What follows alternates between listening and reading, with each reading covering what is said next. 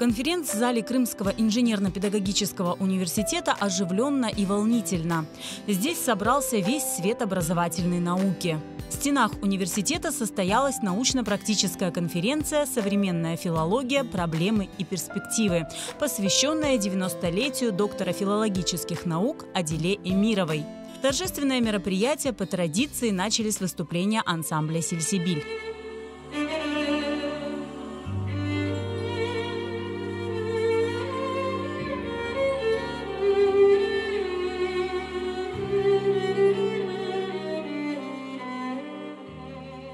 Конференция собрала более 100 участников. Среди них ученые, журналисты, общественные деятели, студенты и коллеги Адиле Эмировой. Каждый подчеркнул ее неоспоримый вклад в науку, в развитие и сохранение крымско-татарского языка.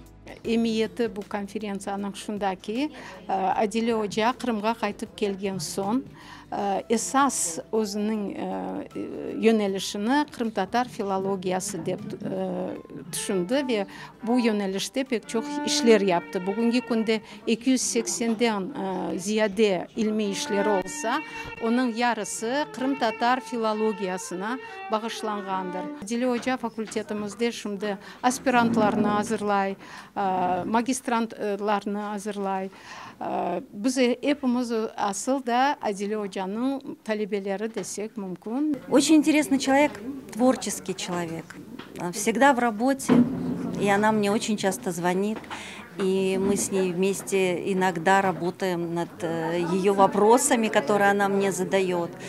Я считаю, что 90 лет находиться в таком, извините меня, в творческом состоянии, дай Бог каждому. Адиле Ожа рус фразеологы olarak bütün dünyada belli olgan alimlerden biri sayıla. O Krım-Tatar tilinin frazeologiyası üstünde, orfografiyası, leksikografiyasına bağlı meselelerini ko'tarib, onun bir sıra makaleleri, monografiyaları, lügatları çıktı. Kafedramız gururlana. Böyle hocamız bizde çalışkanına. По состоянию здоровья Адиле Ханым не смогла лично присутствовать на мероприятии, но с помощью видеосвязи принимала поздравления, слушала выступления. Коллеги и друзья делились воспоминаниями и выражали свое восхищение. Когда очень многие вещи девальвируются, да? Когда образование, когда научная деятельность уже не имеет той ценности, которую они имели раньше. И мы это видим как по нашим студентам, так и по выпускникам. Вот особую ценность, особое значение представляют люди, которые всю свою жизнь посвятили вот этому научной деятельности. И я могу сказать, что, конечно, Лемита одна из таких выдающихся совершенно личностей.